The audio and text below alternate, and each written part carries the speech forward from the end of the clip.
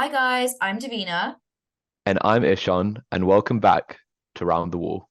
the newest and hottest place to hear us talk all things football. But this week we are coming to you remotely thanks to some technical difficulties at our studio, but we weren't going to let that stop us. No, we weren't, and we've got some exciting content for you today. We've got some regulars, including our PL Roundup and our Round the World segment, but we've also got an interesting game that we have for you today. You probably heard it on a lot of other YouTube channels, but it's Start Bench Sell. So me and Davina have both come with our own categories, and we're going to hotly debate who we're going to start, bench, and sell, and we'd love to get your views in the comments as well.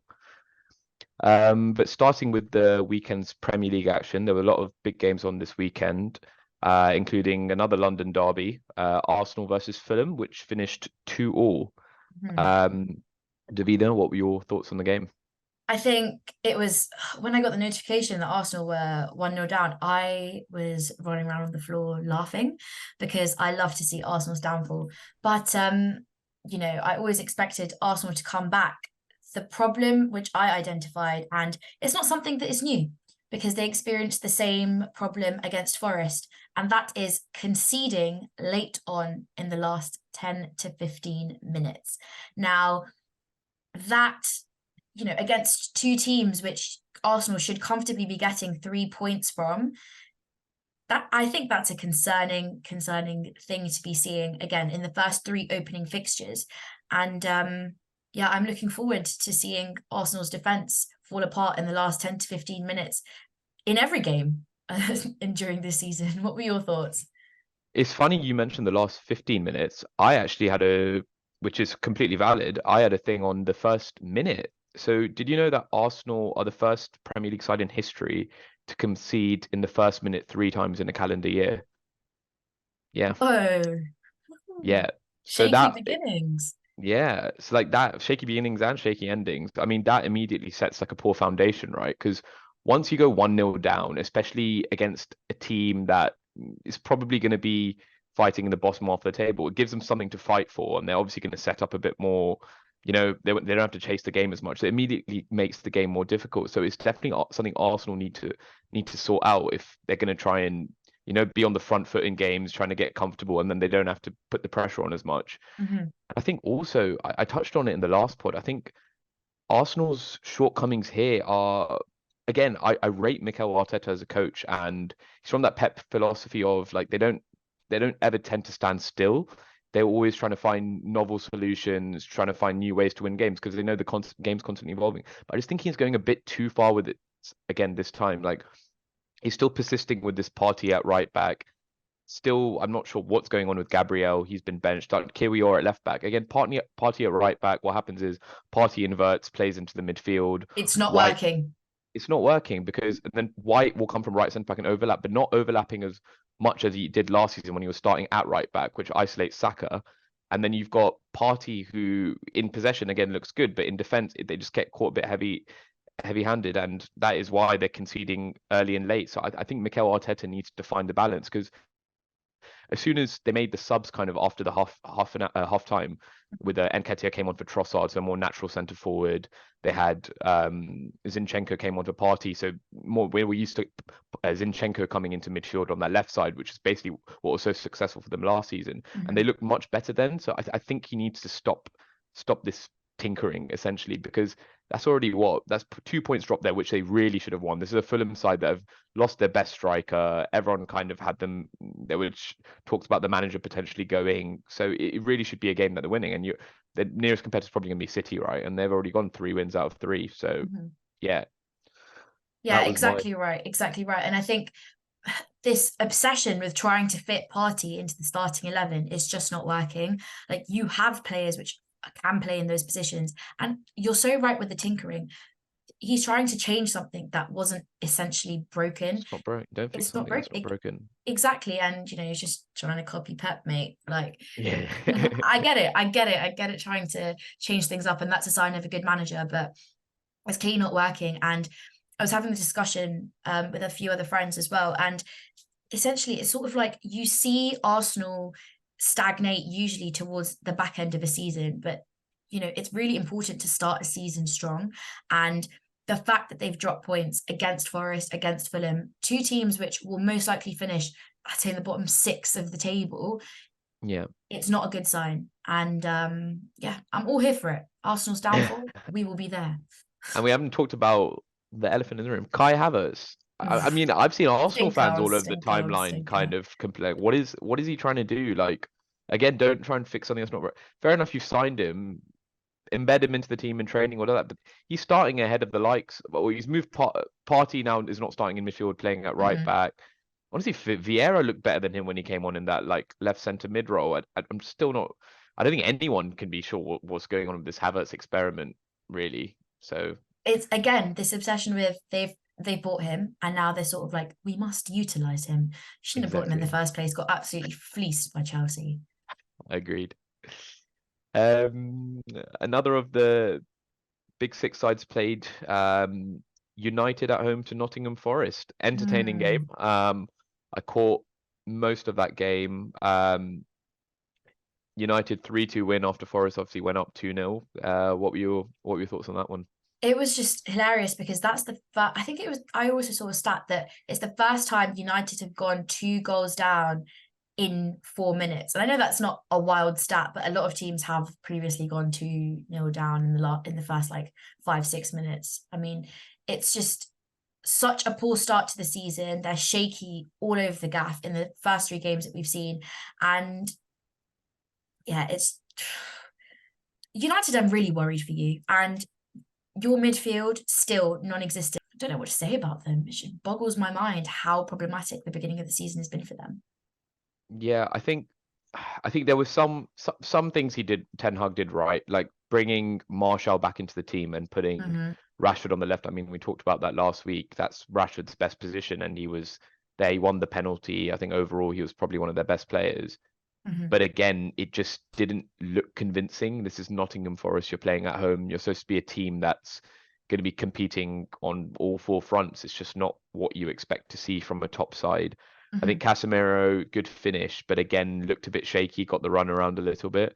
So if I was a United fan, I'd be a little bit worried as to what's going on there. It's like I said, it's just not quite convincing there, and there are a few positives there, but not enough. We'll see what Højlund comes in and does. At least then that's a starting striker. They don't have to persist with Martial, or if they chose to play Sancho as a false 9.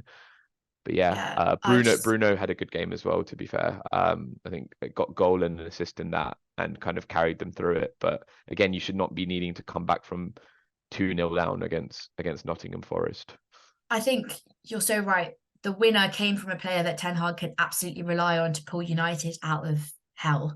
And, you know, Bruno has won United points over and over again. But I think the overall United performance, it points to like a specific fragility that concerns not just the manager, but fans as well, because he had the whole of last season, the entirety of last season, to make sure that these players don't resemble a side of absolute strangers. And they just haven't found the wavelength, which is, you know, I'm very concerned because they've got, you know, a slew of injuries, and I think they're going to need to make sure that they act in the last couple of days of the transfer window, specifically now, to find a left back, because by the conversations that are happening, by the information which is being leaked, it looks like Luke Shaw could be out for months.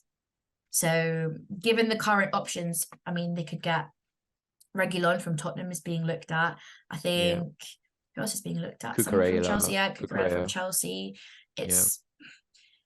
I don't know how any of those players could just easily fit into that team. So yeah, very concerning for United.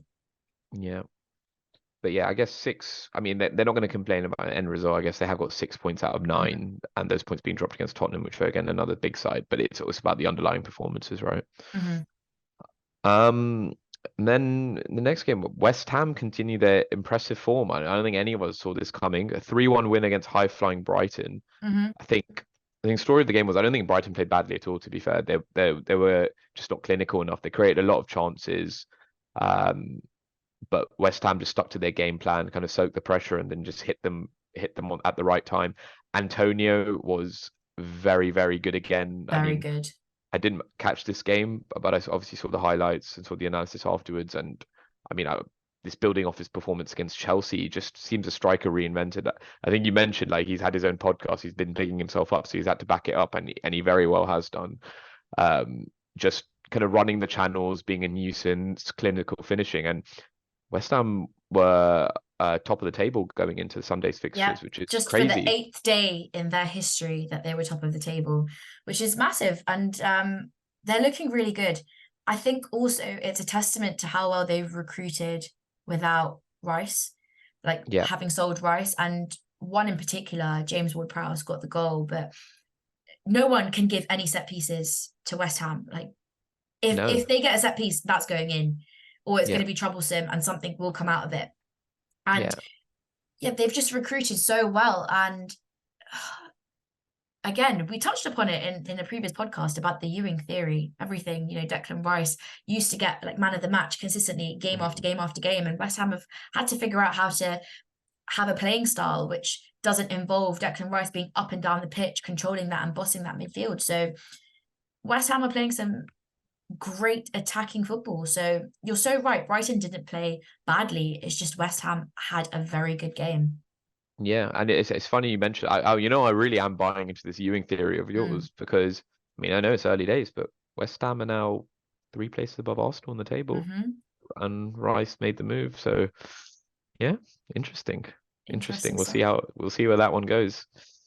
Um, and I did want to make one comment on Brighton as well. I think I'm bigger, like I said, I'm a big fan of De Zerbi, big fan of their attacking football, but I think he needs to tone it down a little bit in terms of the Mm-hmm. kind of comments he's making before games, and like, he's acting like a Pep or a Klopp without being a Pep or a Klopp yet. Like Mm-hmm. he just needs to get just things like I think in the day before the conference he was like, yeah, all I'm going to tell you is like he was asked a question about whether Ferguson or Pedro, so he was like, all I'm going to tell you is Ferguson or like don't get me wrong, I love the characters in the Premier League and like the arrogance from managers, but just you need to be able to back it up. Just hold your Yeah. horses a little bit.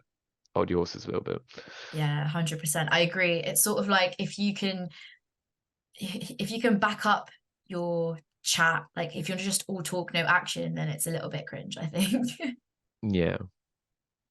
Um, Bournemouth at home to Spurs. So that was, I think, the earliest kickoff of on Saturday. Yeah, 12:30. What were your thoughts on that? Firstly, James Maddison, I'm saying it now, signing of the summer. 40 to 45 million pounds, absolute bargain. I know Ange made a comment about that in one of his press conferences. He was like, how can you call a 40 million pound The player a kind of bargain? bargain. Like, would love to live in your world. But I think in the current transfer market, being able to get a player of Madison's quality for that amount is unreal. And he scored his first goal, brilliant finish, man of the match performance. And a lot of people were worried, Tottenham fans were about to throw their toys out of the pram and out of their pram because they thought that Maddison was going to be injured. We didn't know whether he was going to start, whether Giovanni Lo Celso could fit in, but thankfully he's fit. He's all taped up his knee, and yeah, loving it. 7 points from opening 3 fixtures. Tottenham are flying. We've got our Tottenham back. Great match to watch. Yeah, no, I've been impressed. Like Ange has just added a kind of breath of fresh air, not just to Tottenham, but to the league as well. Like the way he goes about his business and even on the pitch, right? Like I've seen this in the last couple of games against United. You've got this new thing where you kind of invert both fullbacks. Mm-hmm. So they kind of like I don't know who started at fullback for you this time. Was it Porro and I know Porro and Udogie. Destiny. Yeah. Yeah, so they just kind of come in, give extra support in that midfield, and then Madison's just flying. He's that classic Tottenham player, isn't he? He's got a bit of like Yes. David, like Ginola, like that got Yeah. that flair, like it's like perfect for Tottenham. And yeah, if he stays fit, um, he could be a really like talismanic figure, like kind of taking over from Kane in that sense of being Tottenham's like focal point in attack.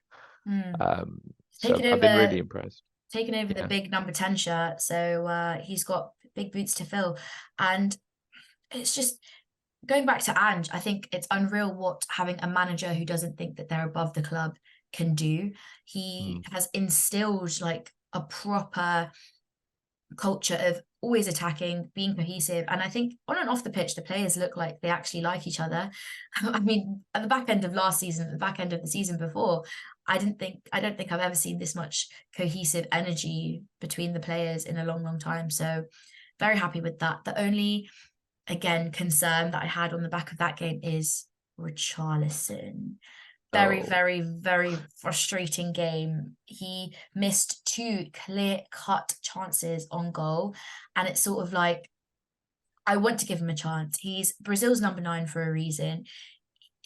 He put like I wish we could just like bottle up his World Cup energy and the skill set and just channel it into Tottenham. I understand that it's a tricky league, but you've been in the Premier League for so many years now. So it's sort of like, how much more adapting do you need? I'm still not buying into this. We need to go out and replace and buy a whole nother number 9. I think we need to I give him think you do. chances. Do you? Okay. Like, what do you what excuse does this guy actually have? Like Richarlison, like he's played. Okay, fair enough. Last season he was kind of an understudy to Kane, but he Mm. still had a decent amount of chances. It's not like he's not Premier League proven. He's played for Watford and Everton in the league before. He's not had too many injury issues. Like what is it that usually there's some kind of like mitigating fact that you could kind of point to me like he's not performing. I think he's just shit. Like No, I don't think he's shit. Like you can see his quality in a team like Brazil. And that's the only reason why I'm still backing him. I'm still backing Richarlison because we've seen glimpses of his quality, like that bicycle kick in the World Cup. That is the kind of player we need to bring out of him yeah, within but Tottenham. And it's not like he's not. Sebastian Quartez scored a bicycle kick for Liverpool against QPR, and doesn't mean he's like a top Premier League defender. Same way Richarlison probably needs to go somewhere else. I don't think this is his level. Like the one thing I'll give to him is, as much as I dislike him, he's got good link up play and he works Yes. hard. But for a team that works when you're playing at somewhere like Everton or somewhere like Watford, but when you're playing for someone like Tottenham, you've got to score goals, mate. How many has he scored now? Is it literally still just the one Just the against one. us? Just the one. And And then two and and Champions that was League brilliant. goals. That worked out well for him, didn't it? Yeah, Yeah, very funny. But yeah. I think once the goal gates open, it will be a flood. But I'm still waiting for him. And do you know what? I'm really tired of tweeting before games like, bet your house on it. Richarlison is scoring a brace, and then I have to be like, maybe not. He'll score on Tuesday. And with, at the time of recording, Tottenham will be playing Fulham in the Carabao Cup tomorrow, which I'm going to. Lovely away day at Craven Cottage. And I hope he starts and I hope he gets some confidence in his goals. I do think it's a confidence issue and it's very, very frustrating for him. You can see, like, even when he gets subbed What off. confidence issue? The guy's got one of the biggest egos going around. Like he's literally got the most like I've always said, like players I dislike him and Bruno, but at least Bruno can somewhat back it up. Bruno's had top seasons behind him, lots of goals. Richarlison is just all talk and he just can't back it up on the pitch. What does he Like do in terms of all talk? so he just gives it the big one on Twitter. Do you remember the whole Champions League thing? He's always Yeah, yeah, beefing Liverpool fine. fans, that kind of thing, Yeah, giving it tweeting back a and picture forth. of him on Like the bus. That was yeah, fun. like with Antonio and Wilson, like yeah, like they're just having like a joke on the podcast, and yeah, he's just giving a back and forth like that. And he just genuinely the way he goes about, he just plays with a lot of like arrogance as well. And he's just a dirty player. And it's just Mm. all talk, and now it's confidence issues. Yeah, I I don't feel buy bad for that. the guy. The thing is, No, I see his link up play and I know that he's trying hard. The reason why I would want him out is if he wasn't trying hard and he was low effort and being a lazy like luxury player, not going up and down the pitch, trying to win the ball back. But give it time. I have faith in him. I have I, faith. okay. Well, honestly, I'll happy if you keep him. Like it'll keep you held back for a while until you realize that he's just not the real deal. Um, the final game of the weekend was Liverpool Newcastle. What a tasty game that was. I want to hear your thoughts first. Go on. I thought it was like, so if I'm gonna go like start to finish, I think we had the first 15 minutes we looked okay, and then it just went. Honestly, like Davina, like I was just on the floor. I was like, like I'll never turn when some people are like, I'll turn the TV off, like whatever. I'm Never, never like never. that. I'll always watch the game, but it was horrible. Like Van Dijk going off, it Was it just a red sucked the card? life out. Yes or no? It was a foul. It was a yellow card. It wasn't a red card. He got the ball, but he got the player first. That is a red Yeah, card. which is why it was a foul. So he went through. Don't get me wrong. Like I don't agree with the interpretation that he got the ball. No, he kicked he kicked through him. So Mm. so it's a foul, but it was not a clear goal scoring opportunity. If you looked at the rules afterwards, it should only have been given a red if it was a clear But goal scoring was he not the opportunity. last man? No, because there was a defender covering behind him. And if you look at it, firstly, Isak hadn't even taken a touch to be in that position where he was like actually through on goal. Like it was Mm. still to be seen whether he would get through on goal. And he was slightly angled, like they were slightly coming up to the left. So I think it was a rash decision. It was rash decision from Van Dijk to go in like that, and definitely a foul. 100% not a red card, and I can understand why he was so angry about it. Then obviously Anthony Gordon played very well, and we conceded. I Brilliantly. was like, look, the best in an ideal world, we stay in the game and give it a go in the last 10, 15 minutes. But knowing how we've been and how good Newcastle are, I was like, that's not going to happen. And then they had their chances. I think Almiron hit the post. But their game management honestly was just poor. And so, you know what? Like, I was just so impressed with the fight that we showed. I Hmm. think we just went back. We went into structure. It was basically like a 4-4-1 essentially, and we just stayed compact, tucked in, rode our luck, and then Darwin Nunez. The guy that you backed to win the You may Golden have Boot. called me a madman then, but are you calling me a madman now? All that guy needed was. See, you talk about Richarlison with his confidence issues and that he just needs to get going. What you think about Richarlison is actually what Nunez needed. Nunez had everything. He had his movement has always been top class. It was just a finishing. Those are two of some of the best finishes you'll see all season from that angle. Unreal. I completely agree. And I think he is the type of player which was the perfect sub in that situation. Like he plays like he has a chip on his shoulder, that he has something to prove. Very true about what you said with Richarlison.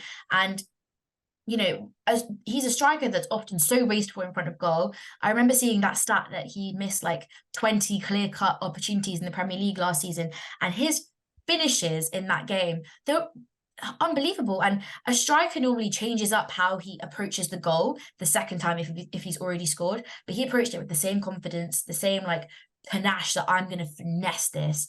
And you know what? That mentality I'm all here for. Nunez is the type of player. Have you seen that tweet going around, which is like, show me your taste in footballers with four players?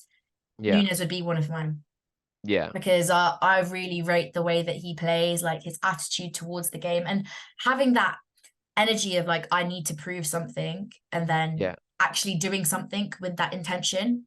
yeah. Two Yeah, I brilliant genuinely like it's actually so convenient that we talked about Richarlison, but I genuinely think you think Richarlison is what Nunez actually is. Like yeah, someone who wait. works hard, it's got that facets, but like Nunez is actually that guy. And like it's gonna be interesting now because he was banging goals in pre-season, but obviously Klopp was still want to stick with Gakpo. But he's given him a chance and he's bloody taken grabbed a win from the jaws of defeat. So there's no way he can't start now. Like that is Mm. unbelievable. If he's gonna continue like that, we're gonna see a scary sight. And like I said, you may have called me crazy then. Nunez Golden Boot, it's coming. Stop Just you wait. it. It's just St James's Park is not an easy ground to go to, Exactly. 10 and men away at Newcastle. Like it doesn't get harder than that. do you know what The only Newcastle? place harder than that is genuinely the Etihad. That's it. That is the only place I'd fear more than St James's Park. Yeah, it's a very very very difficult place to go and grab 3 points, like you said, from behind with 10 men. It's just. Did you see the Jason Tyndall memes? Yeah. And then someone edited Klopp to do it. Do you know think it's Yeah, not that was real? going around on Twitter, like the Klopp giving the shush back to of Tyndall assistant manager. You know what? I'm I usually thought it was very good real. with Twitter. Yeah, I'm very good with Twitter. Like I see whether I retweet or favorite something carefully. Where I was like, I need to verify they actually said this or this is the actual image. And then I got duped by that. I was like, to be fair, even if I thought I probably would have done it anyway because I loved it. And then you can literally see it wasn't even It was like the like tiniest. His hidden. hand was like Yeah, this small. yeah, But yeah. oh, it was hilarious. Yeah, that was unreal meme content from Football Twitter once again. Unbelievable. Um, So yeah, an exciting bunch of fixtures this weekend, and I hinted at the start of the pod that we're going to. Sorry, I think you froze out there Just we'll slightly. cut that and then just start that again. So we'll cut it. Yeah. So an interesting Premier League weekend, and I did mention at the beginning of the pod that we would be introducing a new game or segment. You might have seen it on other YouTube channels or just in popular like football discourse. It's called Start, Bench, Sell. So I've just run the viewers roughly through what the premise is. So me and Davina have each come with 3 players. I think Davina, if I'm correct, has brought 3 defenders, current Premier League defenders. I've brought 3 current Premier League midfielders. And essentially, you pick one to start, one to bench, and one to sell. Sell obviously being the one that you consider probably the worst out of the 3, start being the best. Pretty straightforward. So Davina, and obviously let us know your thoughts in the comments on the debate we have here. But Davina, would you like to start? Yes, I am about to create some havoc in the centre back ratings. So there have been some tier lists going around Twitter about the Premier League's current centre backs. So we're not talking about potential, we're not talking about all-time Premier League records, and we're not talking about these players in their prime. We are talking about the players as they are, as we've seen Right them now. in the last 3 games. Yeah? Okay, like as in their ability, like how they are right now, like if they're played to play a game for you tomorrow. Yes. Okay, fine. So their current like form, right? So I'm going Ruben Diaz. Okay. Saliba. Okay. And Virgil van Dijk. Start, bench, sell. Come on, that's a good 3 to have to choose from. Go on, I'm intrigued. The reason why I'm giving the facial expression is because I've got a really a thing that I wouldn't want to do. It's because you set out the premise the way you did. Yes, which is why, and I'll preface by saying Virgil van Dijk in his prime is one of the best defenders I have ever seen. Yeah. So I'm just saying that. I will put that out there that Virgil van Dijk, people say, Virgil van Dijk, you can't be in the same conversation as the best centre-backs of all time in the Premier League. He is up there. I'd put him in my all-time Premier League greatest team. Yeah. Yeah. Virgil van Dijk is an unreal defender. But that's why I said before I stated my start, bench, sell options. Currently, if you look at Virgil van Dijk, where would you put him? Yeah. So yeah, I just want to echo that as well, because like I can't do this without echoing that sentiment. Like Van Dijk is the greatest defender I have seen play with my eyes, and that prime, I've never seen a prime above it. I get people might put Ferdinand and Terry. I don't agree with Vidic shouts above Virgil, but I agree with the Ferdinand and Terry just because of longevity. But people forget that Van Dijk was also world class at Southampton before at Liverpool, and he's been the only time Van Dijk's faltered was last season. And this season, he's actually been, I know he got this red card and a stupid decision, but he's actually been pretty good the first 2 games. But, okay, we're digressing. I would start Ruben Diaz. Yes. I would bench William Saliba. And I would sell Virgil van Dijk.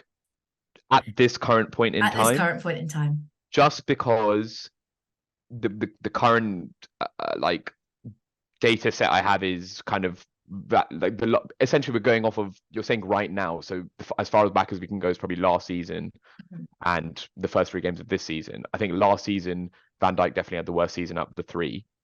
I would say that Diaz had better than Saliba, because Saliba, if you guys remember, was also injured for a portion, whereas Diaz was there consistent. And Diaz just is a rock solid at the back. He's treble winner, leader in the dressing room. In that Champions League final, I thought he was immense. I think Saliba is probably the best young defender in the world. But again, like I said, he was injured last season, and I still have seen. I still don't think he's absolutely the finished product yet. There are still inconsistencies in his games where he does get flipped and turned over a little bit. Like there was a clip going on the other week where against Palace where Saliba made a really good tackle, but people forgot like he was literally the one who gave the ball away in the first place. Yeah. So I would, yeah. I think that Saliba is a good defender, and I put him in I got a lot of hate for putting him in my Premier League team of the season last year because he was injured for so long of the season. But do we forget that he does not even start for France? Like he held water bottles for Konate at the World Cup. And it's just, people try and bring Saliba into the you can think about his potential and say that, you know, Virgil van Dijk at some point was a Ballon d'Or podium level winner, like he was a Yeah, podium level player, sorry. And people think that Saliba can reach that level. I think he's good, but I don't think he has the potential to go to Virgil yeah, van Dijk's level, because Virgil yeah. van Dijk is different gravy. And I can respect him as a defender, and putting Saliba's potential in that conversation is absolute disrespect to BVD. Yeah. I think Saliba has the potential to be amazing, but people just don't quite gauge how good Van Dijk. They forget there's such a recency bias in football, right? Like they just forget like stuff that literally happened 2 3. Van Dijk was untouchable. He was Mm. single-handedly like he had like like he had Gomez in that 1920 season when we won the league, and then he had Matt. Like it wasn't who you put up with him. It's like if they are It playing was with Virgil him, van Dijk, yeah. yeah. So, but yeah, as much as it pained me to say, right now Diaz solid treble winner, had a consistent season. Then I go Saliba, still some inconsistencies, missed a large chunk. And then this season, we've obviously talked about Arsenal, like they've been shaky at the back defensively, and Saliba's been there. So yeah, and Van Dijk started the season well, but we need to give him a few more games to see whether he's continues that, and then I could very well see him being back at the top of those conversations again. So I'm now intrigued to see what three players you have for me to choose from. Well, you put me in a tough position with Virgil van Dijk, so I thought it's only fair that I return the favor. Mm-hmm. The start bench cell of Martin Odegaard, Okay. Bruno Fernandes, Okay. and James Maddison. Oh, wow, that's tough. And again, And we're talking I'm going to current. stipulate this. Yeah, I'm going to stipulate the same rules based off of how if they were to play a game for you tomorrow. So I think a good baseline is last season and first 3 games of this season. Mhm. Okay. Ooh. Um, based. Oh, okay. So let's go through them. Martin Odegaard, I think, is just so important to Arsenal's midfield. A lot of the play. Let me think about last season. He was also consistently winning man of the match. I think he won it 6 or 7 times in the run in from January till the end. And it's his importance in that Arsenal team. Everything was going through him. And he has a great creative outlet, assists and goals. Bruno, so reliable. Need him. Oh. But then James Maddison, is my recency bias going to come into it with the last 3 games? Are we saying last season, or are we saying these first 3 games? I think this first 3 games is too small a sample size. So I think like over the last year, like I think that's what I'm saying. Like last season and the first 3 games of this season, because that is what you would use to pick if you were to pick it if on their ability like right now, right? Yeah. Because Okay. it's not like either of them have had like a massive injury that's massively changed how they've No. played over the last year. Okay. I think, let me think about it. Okay. I think in terms of importance for their team or players that I would want in my team, let me put importance in their team. Um, stop bench. So I was managing the team. Okay.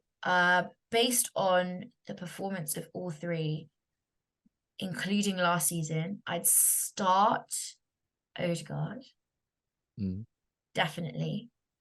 mm, And again, I have to say the reason why I'm choosing this is because Maddison works in a system that plays free-flowing attacking football that he has seen and has been instilled by Ange Postecoglou. I can't let my recency bias get in the way. I'm gonna have to go Mr. Reliable Bruno Fernandes as my bench and mm. sell James Maddison. I know that was painful for you, That but was painful. But I think that's that again, you said the whole season, and I've been wowed by what James Maddison has produced these last 3 games, but he wasn't the biggest shining star for Leicester at the back of last season during the whole season, because my shining star of Leicester was Harvey Barnes. So I'd say, yeah, James Maddison, you're getting sold. And I don't think based on Bruno's and Odegaard's form and their consistency last season, I could sell either of them. So yeah, that's my start bench sell. I agree with the order completely. Like on both metrics, I think Odegaard. I think the way I kind of judged this is like stat wise in terms of like goals and assists, that kind of thing, and then also just how integral and have they stood up for their team. And I think Yeah. Odegaard meets both those boxes, like 15 goals, 7 assists last season, captain of Arsenal, young player, like a big title race. Started the season decently well this season as well. Hmm. Maybe scored the penalty the other week. So I had him top.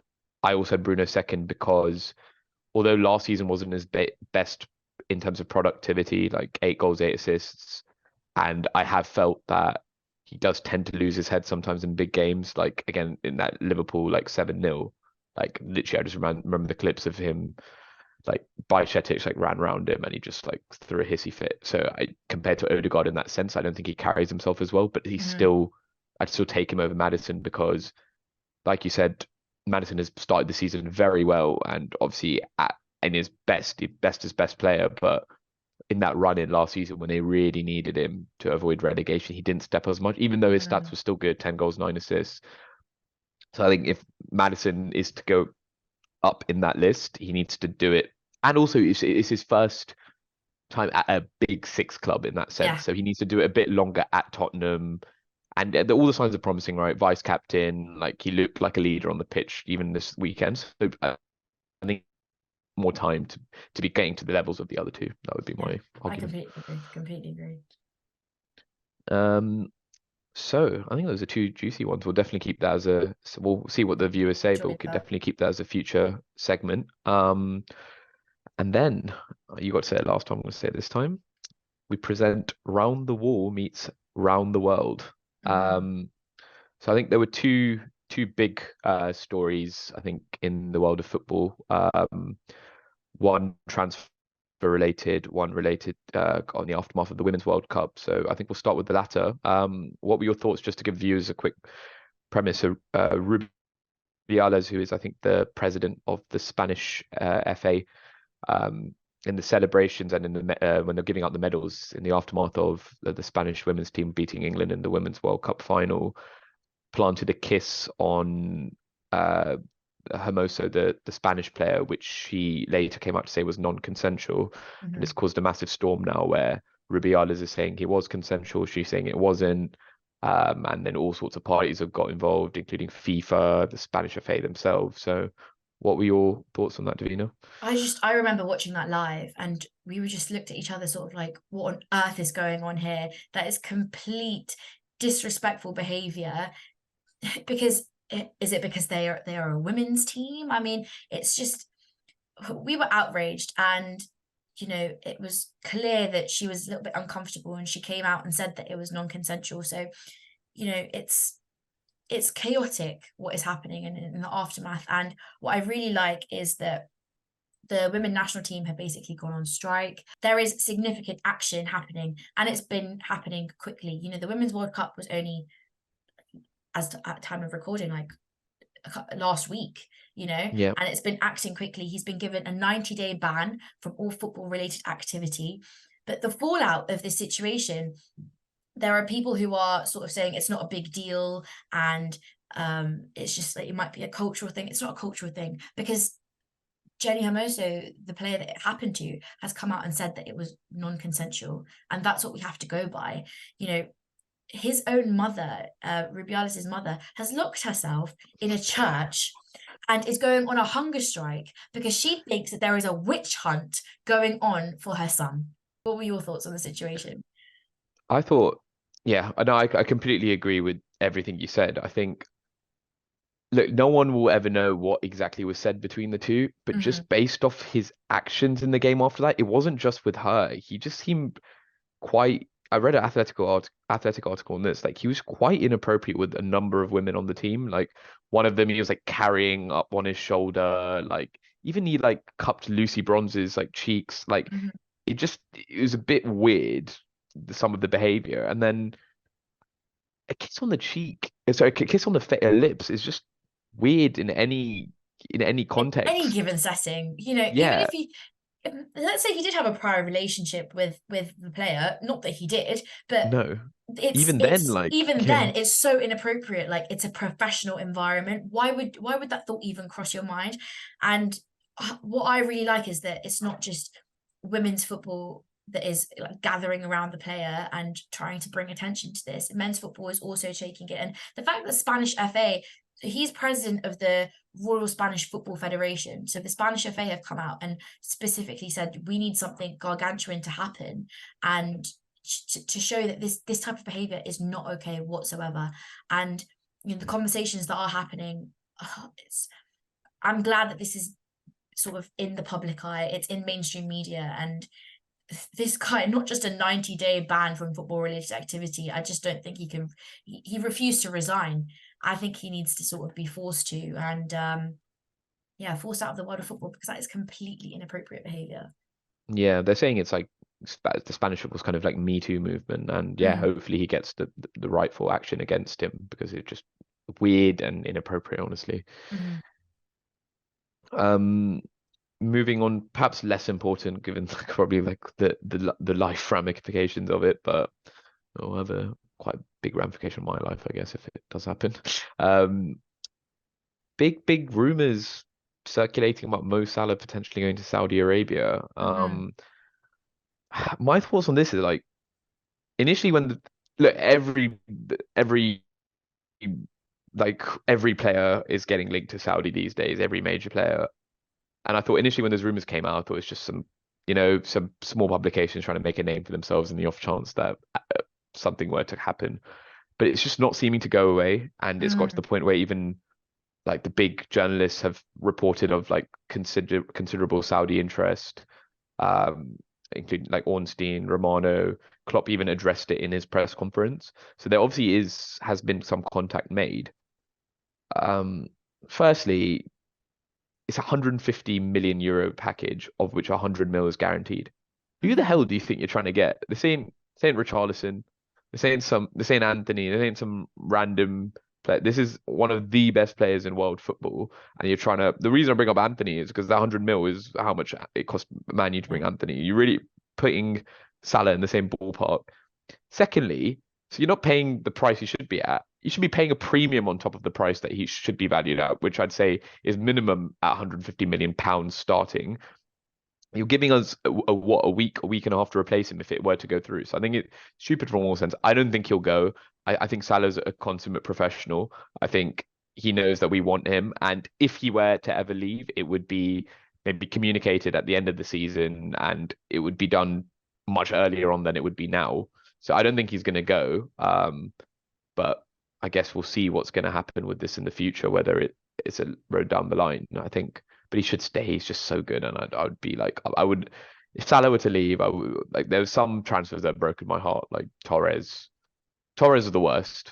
Suarez, like that was again like you kind of knew it was going to happen. It was still sad. This one, Coutinho.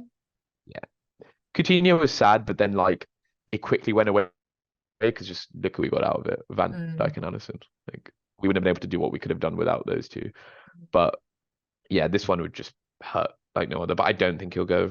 What are your thoughts? Salah is how old? 31. Yeah, Even if he loses his pace, he can still become a creator and still ball out until like 35. He should not be even considering Saudi at his age. And the only reason why I think Saudi might be tempting for him is that, as you said, Salah is one of the greatest footballers in the world. Like, he is just unreal. And we've spoken about it before. He can pull Liverpool out of the depths of a loss and get a point, get 3 points. He deserves top squad refreshment around him. And instead, he's playing Europa League football purely, I think, due to like lack of specific recruitment. And yeah, if Liverpool don't give him a team to sort of like compete at the highest level, then I can see the appeal for Saudi.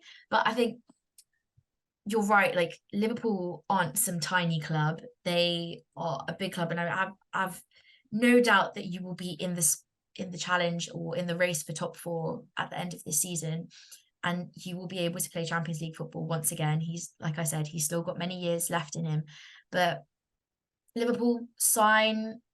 a centre back, sign a DM, give Salah the top squad that he deserves, and Salah can ball out at Liverpool for many, many more years. I don't think you have anything to worry about Ishaan. I think he likes Liverpool. I think the fans love him. He's not been given a reason to be driven out. So yeah, I think you're safe for the last couple of days of the transfer window. I very much will hope so. Otherwise, God knows. Like we've actually managed to put like a good start to the season, so stuff like that would just throw us off course again. We've already got enough holes in the squad as it is. Yeah.